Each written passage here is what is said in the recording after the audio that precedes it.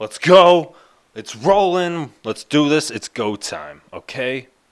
Lots, obviously, to get into.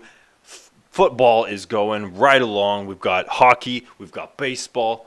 We've got we don't got any baseball. What am I saying? We've got a lot of managers jumping around, a lot of positions being taken over. And it's frustrating, because we're talking about baseball as if any of this is going to bring any relevancy. Obviously, this is the beginning, so we can see a lot of changes being made.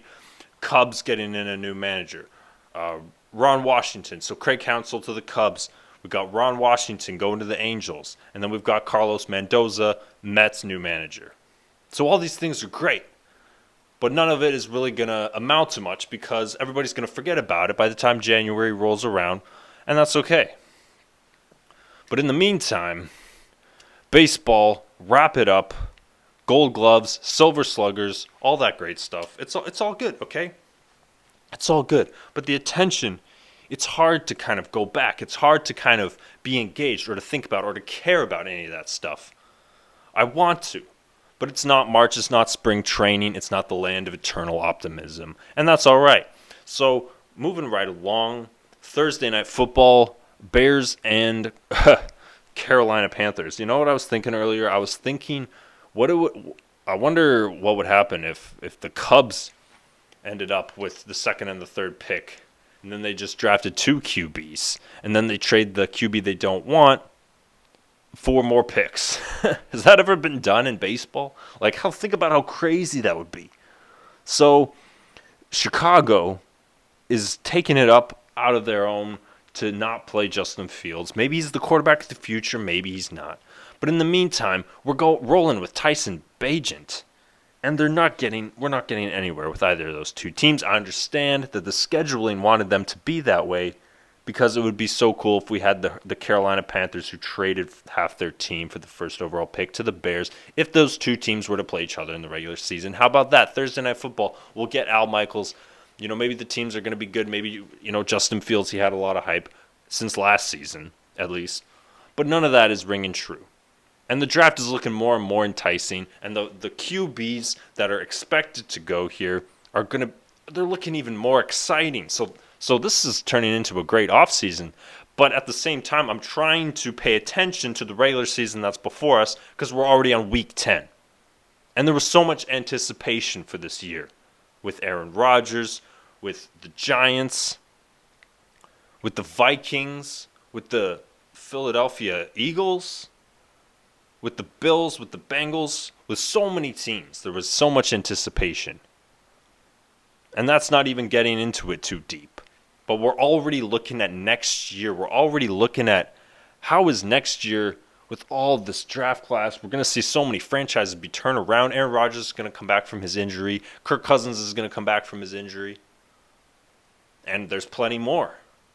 So I don't want to be anticipating next year. I want to try to pretend to enjoy the week week 10 right now in the NFL season that's going on. Not going to be a whole lot of interesting matchups this weekend, except for the Ravens and Cleveland. Monday Night Football was the Jets and the Chargers. I didn't even watch that game because it was just too obscure to watch. I just didn't like any of the offense whatsoever. We're going to get a lot of punts from the Jets, and we're going to get a lot of punts from the Carolina Panthers and the Chicago Bears in the meantime, right? But anyway, in the National Hockey League, things are going up, down, left, right, in circles, sideways, upside down. They're spinning in not even straight lines now. They're weaving back and forth, going up and down. So the Vancouver Canucks have turned up a nozzle, turned the knob around because it was down here and then they maxed it out now. They've won 10 of their first 13 games now. And Elias Pettersson looks like he's going to win the Hart. Quinn Hughes is going to win the Norris. And Demko's going to win the Vezina. That's where this team is headed. Jack Adams, Rick Tocchet. Sign me up. Vegas betting odds recognize us out here in the West. So, I mean, my goodness, what has actually happened to the Vancouver Canucks? Because it's a very similar team from last year. Marginal changes in and out. If anything, they've added and gotten a little bit better. I mean, adding Casey DeSmith probably. Sam Lafferty, some great additions, you know. Kuzmenko, we all thought was going to be better after a 39-goal season. Mikheyev's been a great bright spot here. And Miller's looking finally like the money that we had been paying him, expecting him to go far and to lead this team.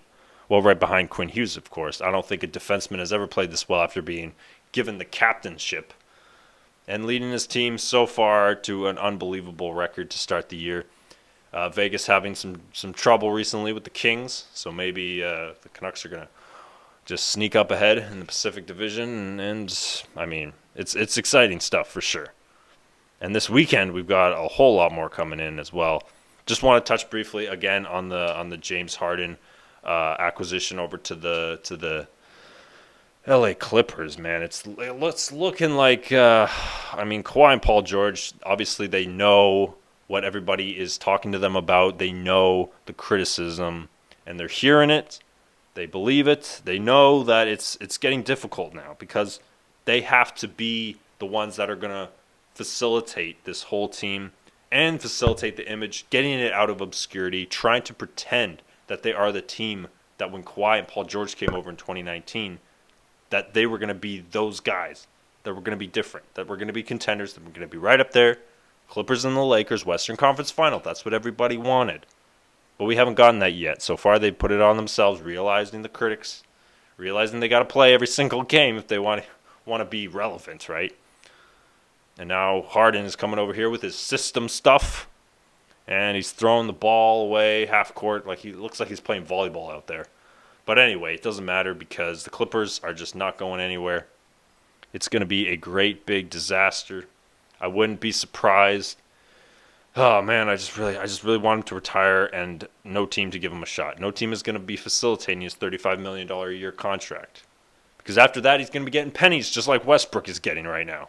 That is the direction that you're going if you're jumping around all these teams, not to mention the person that you are, and that is just what's been happening. It's unfortunate, and it's sad. I've been saying this.